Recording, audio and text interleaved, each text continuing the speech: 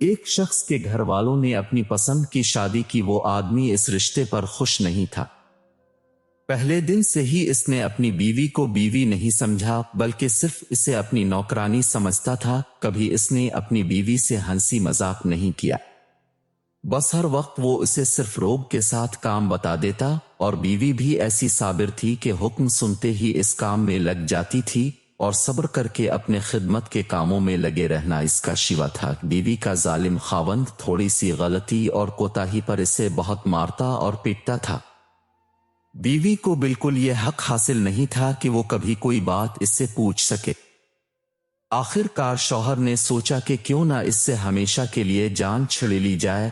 اب وہ اپنی وفادار بیوی کی موت کے لیے اپنے دوستوں کے پاس جا کر اس کو مارنے کی طرح طرح کی ترکیبیں دریافت کرنے لگا۔ آخر ایک ترکیب پر اتفاق رائے ہوا کہ مٹھائی بنوائی جائے اور اس میں زہر ملا کر بیوی کو کھلا دیا جائے، اس طرح اس کا کام تمام ہو جائے گا۔ خاوند بیوی کے پاس وہ زہر آلود مٹھائی لایا اور بڑی محبت سے کہنے لگا، اسے کھا لو۔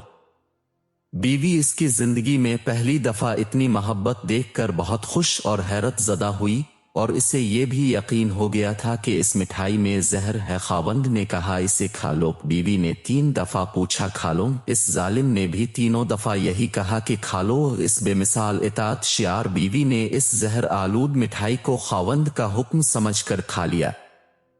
خیر وہ ظالم خاوند باہر چلا گیا اور دوستوں کے ساتھ جا کر بیوی کی موت کی خوشی کے جشن منانے لگا، اور اس کی موت کی خبر کے سننے کا انتظار کرنے لگا کہ ابھی اس کی موت کی خبر آئے گی۔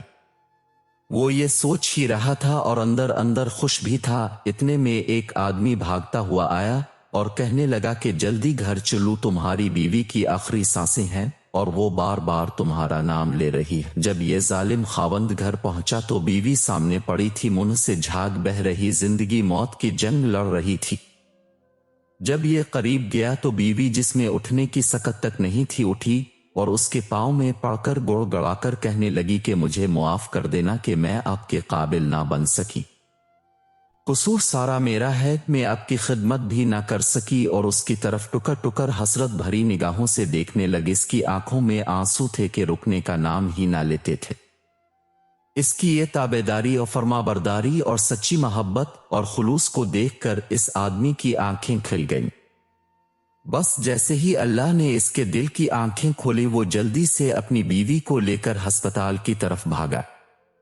ڈاکٹر نے جلدی سے اس نیک دل خاتون کا معدہ واش کیا، سارا زہر نکالا، اور وہ آدمی بھی اللہ کے سامنے گر گڑایا اور اپنی کوتاہیوں پر اللہ کے حضور معافی مانگ۔ اللہ کا کرم ہوا، اس کی بیوی بچ گئی۔ وہ اپنی بیوی کو بڑے اعزاز و اکرام کے ساتھ گھر لے آیا۔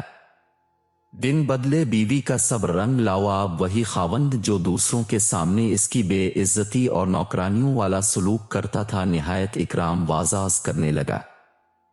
پہلے ان کے گھر جو بھی لوگ آتے تھے وہ ان کے سامنے بیوی کو نوکرانی کہتا تھا، اب وہی آ کر اسے پوچھتے کہ تیری نوکرانی کہاں ہے؟ تو وہ کہتا ہے، وہ سامنے میرے گھر کی ملکہ بیٹھی ہے، اب میری زندگی بہت پرسکون ہے۔